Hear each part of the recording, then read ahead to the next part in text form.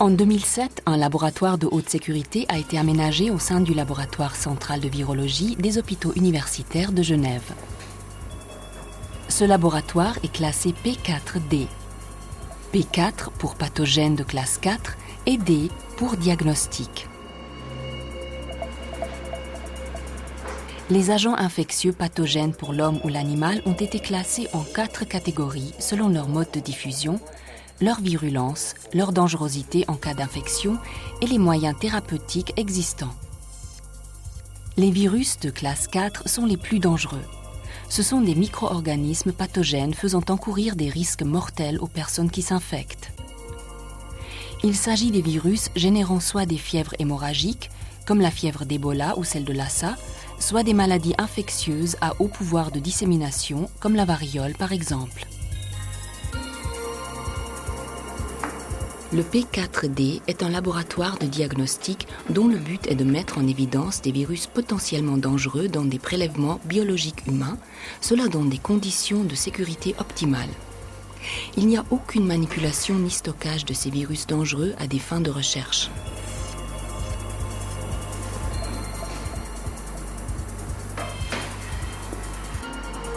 Il ne s'agit pas d'un laboratoire de recherche, mais exclusivement de diagnostic.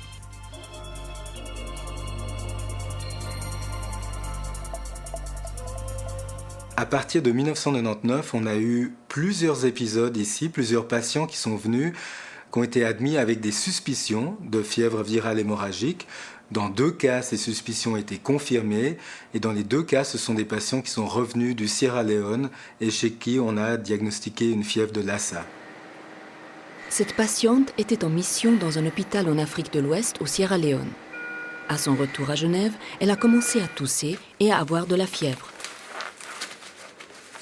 Les précautions pour le personnel de se protéger contre une infection dépendent toujours, avec toutes les maladies, des chemins de transmission de ces maladies. On prend une grande marche de sécurité, on met des lunettes, un bonnet, on met un masque qui est un masque ultra filtrant, on met une blouse spécifiquement pour cela.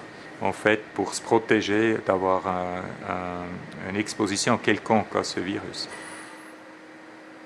Cette patiente peut être atteinte d'une fièvre hémorragique. Elle a donc été mise à l'isolement strict. À la demande du médecin, un infirmier va procéder à un prélèvement sanguin. Bonjour madame. Bonjour. Comment allez-vous? Ça va bien, je me sens un petit peu faible, un petit peu fatiguée, mais ça va bien dans l'ensemble. D'accord. Moi je suis l'infirmier qui va s'occuper de vous aujourd'hui. Moi je vais commencer à vous faire des examens. Notamment je vais vous faire une prise de sang. D'accord. Je vous explique tout ce qui se passe. Et puis comme ça, et puis si jamais vous avez des questions particulières, vous me les posez. D'accord. Là pour éviter que ça coule si jamais. D'accord. D'accord. Je vous mets le garrot. Je ne vais pas trop le serrer fort, hein, parce que sinon ça va vous faire mal. Voilà, je vais commencer par vous désinfecter la peau. Ça risque d'être froid. Hein. Ça va? Voilà, vous respirez bien profondément. Je vous pique? Oui, allez-y. Voilà, c'est bon. Ne bougez pas. Le risque de dissémination de virus pendant le transport est éliminé par le fait qu'on a des containers dédiés à ce but. C'est un double emballage et le tube à l'intérieur qui contient le sang, il est nettoyé, désinfecté avant qu'il est mis dans l'emballage extérieur rigide et hermétiquement fermé. Alors même si le tube à l'intérieur se casse, il n'y a pas de virus qui peuvent sortir. La spécificité de ce laboratoire P4 réside dans sa construction au sein d'un hôpital universitaire. La grande proximité avec le patient facilite un lien constant entre la prise en charge clinique et l'investigation diagnostique. L'accès au laboratoire se fait par un sas en 3 parties distinctes avec 5 niveaux de dépression successifs, assurant ainsi une asepsie quasi totale. Cela signifie que la pression négative interdit à tout organisme dangereux de sortir du local. C'est dans la première partie, ou zone propre, que le biologiste se change et revêt les éléments de protection, combinaison, gants, masques et lunettes. Voilà.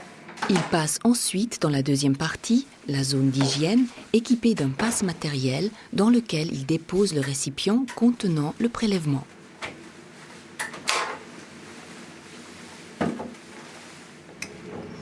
Le biologiste entre enfin dans le laboratoire lui-même, qui fait une vingtaine de mètres carrés. Voilà. Alors tu sais, pour ce cas, c'est quelqu'un qui était en mission en Afrique de l'Ouest, en Sierra Leone. Oui. Et il a effectué une mission dans un hôpital là-bas. Alors la première étape de prise en charge des échantillons potentiellement dangereux, c'est d'amener l'emballage de sécurité, le bioténaire, dans la hotte pour pouvoir effectuer l'ouverture de ce bioténaire et de contrôler l'intégrité des tubes d'échantillons. D'accord, alors d'autres informations sur son état, hépatite, formule sanguine, paludisme, est-ce qu'on a? Pour l'instant, rien du tout. On n'a rien du tout. Non. Les symptômes d'un tel malade sont au début pas très spécifiques pour cette maladie. C'est plutôt parce que le patient vient d'une zone où ce virus est prévalent. Au début, il faut exclure aussi d'autres maladies comme le paludisme, des hépatites, peut-être aussi une infection HIV, qui a au début un peu des symptômes comparables. Et pour cette raison, il faut en même temps presque faire des analyses de base, j'appelle, pour exclure les autres infections virales ou autres infections. Voilà, c'est bon, c'est étanche. Alors les échantillons seront centrifugés dans le cas où on reçoit des échantillons sanguins. On ne peut pas faire des analyses de recherche d'anticorps sur du sang complet. Il faut le centrifuger pour pouvoir séparer les cellules du sérum. L'isolateur, élément central, est une sorte de hotte étanche oblongue munie d'ouvertures ultra sécurisées et rendue accessible par des gants intégrés. C'est dans cet isolateur que les échantillons de sang sont préparés et inactivés. L'inactivation est l'élément essentiel de la procédure. Le prélèvement n'est plus infectieux, mais son matériel génétique est préservé. Cela permet ensuite de procéder au diagnostic moléculaire dans n'importe quel type de laboratoire non spécifiquement sécurisé.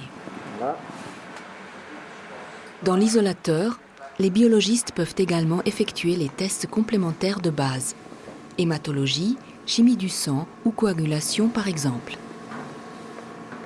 Toutes les manipulations à risque sont exécutées dans l'isolateur étanche.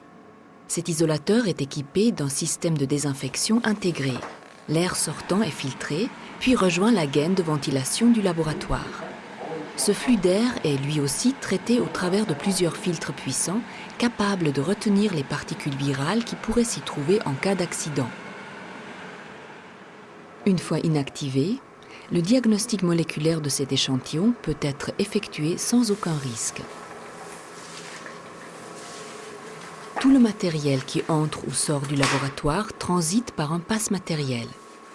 La surface de ces tubes est soumise à plusieurs cycles de désinfection avant de sortir du laboratoire.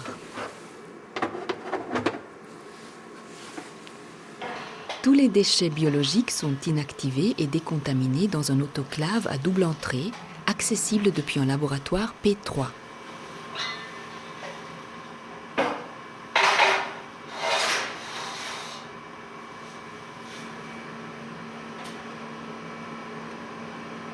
L'inactivation des échantillons s'effectue dans le laboratoire P4. Le reste des analyses, ce qui veut dire donc la détection d'un génome viral par exemple, ou la recherche d'anticorps spécifiques contre un virus particulier, va se faire dans les laboratoires tout à fait conventionnels du laboratoire de virologie.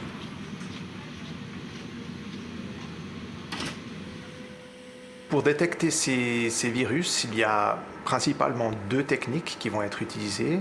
Tout d'abord, la recherche du génome viraux par des techniques qu'on appelle PCR et la recherche d'anticorps spécifiques contre ce virus. Si un patient a développé une réponse immunitaire contre un virus particulier, on sera à même de détecter des anticorps spécifiques à ce virus, ce qui confirmera les analyses faites par exemple avec les méthodes de détection du génome. La technique de PCR classique va nous permettre de visualiser des morceaux du génome du virus par fluorescence sur un gel et nous permettre de déterminer la taille du matériel génétique détecté, ce qui nous donne une indication. Et la deuxième technique, ce sera ce qu'on appelle la technique de PCR en temps réel. C'est une technique qui se fait aussi par la fluorescence, mais une mesure de la fluorescence qui peut nous donner à ce moment-là une indication sur la charge du viral, le nombre de particules virales par unité de volume du sang.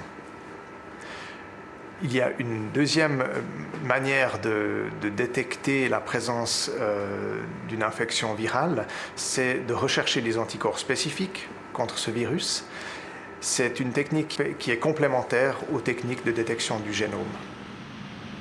La mise en route du laboratoire P4 va faciliter en fait les différentes étapes, surtout les étapes diagnostiques, mais indirectement également de traitement, des patients qui vont se présenter avec des suspicions de fièvre hémorragique. Les examens complémentaires, c'est-à-dire les examens de prise de sang, les résultats de prise de sang, de résultats de recherche de malaria, vont être effectués et les résultats obtenus avec un délai beaucoup plus court.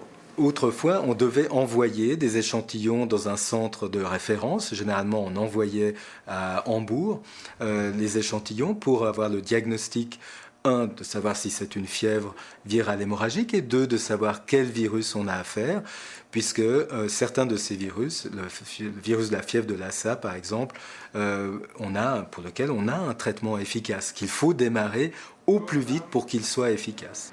Vous êtes certainement étonné de me voir sans tous les masques et lunettes et ainsi de suite. Bonjour, je vous donne la main comme ça, sans gants. En fait, ça veut dire qu'il y a des bonnes nouvelles. Le test pour les fièvres hémorragiques était négatif.